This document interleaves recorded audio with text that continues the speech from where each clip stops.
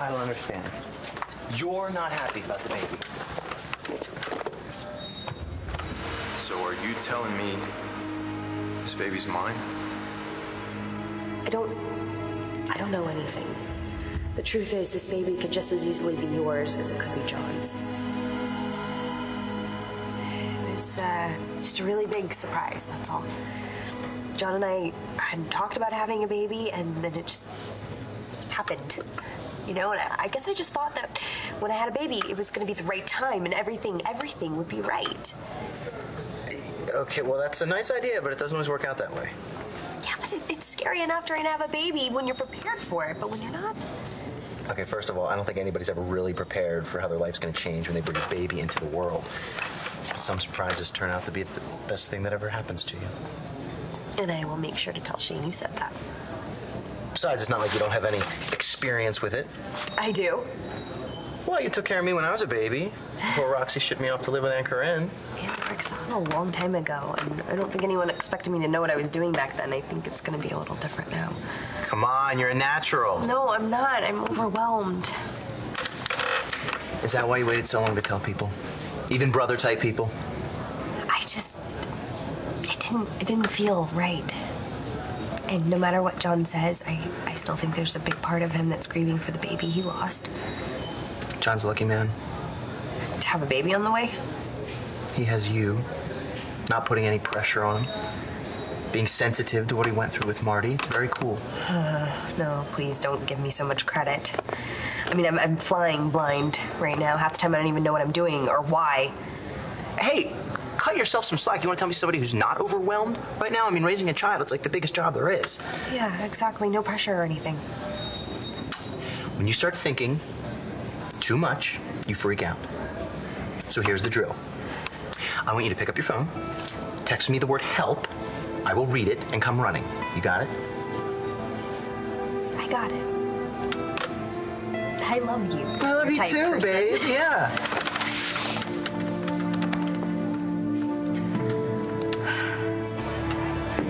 Why am I supposed to know what you're talking about? Natalie told me she filled you in about the whole thing. About the night she came to my place. About what we did. Now it's too damn easy for that to be the night that she got pregnant. Okay. Okay, what? Okay, I know you guys slept together, and that there's a chance, an outside chance, that the baby could be yours. So, do you know what I'm supposed to do about it?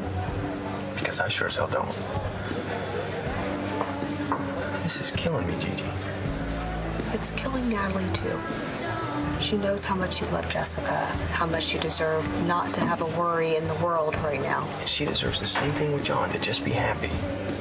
She debated and debated about even telling you.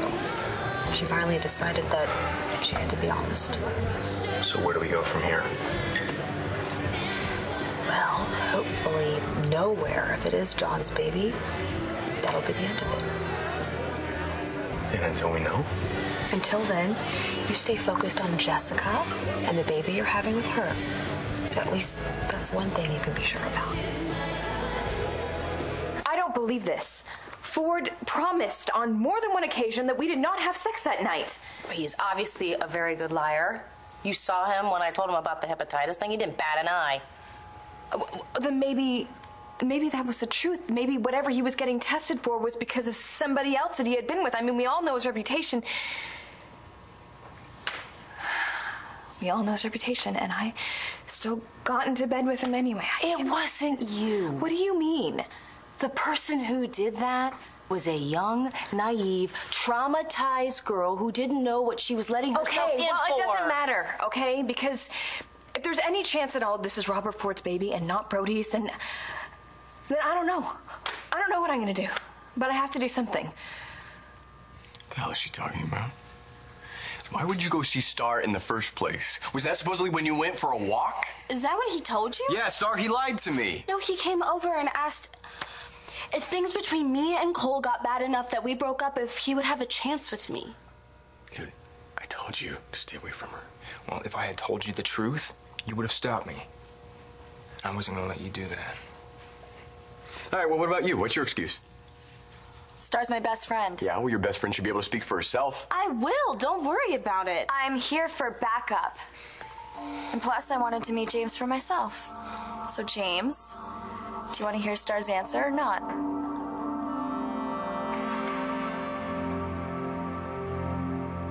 Hey, Hannah. You're okay. For a while there, we weren't sure you were going to make it. But thank God you did. Where am I? Well, you're still in St. Anne's. What do you mean, still? Well, they sent you here after you confessed. I mean, do you remember confessing to the police about attacking Ford? And then something else. Right. You said that Star's dad didn't push my mom down the stairs. You said that you did it. How was that true? I feel really weird.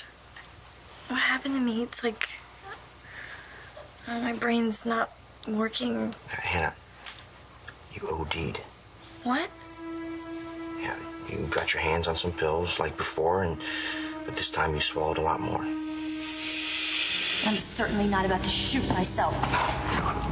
Of course, you're not going to shoot yourself. How would we ever explain the gun? However, you OD'd. No one would ever be surprised. Oh my God. Now I remember. Hannah, why? Why'd you try to kill yourself? Come on now, John. You know you can't prevent me from seeing my client. I think I just did. That girl is emotionally disturbed, and there are very few people in this world she trusts. I just happen to be one of them. That's her problem. I'm worried about her, Lieutenant. To think that she lost all hope to the point where she tried to take her own life again.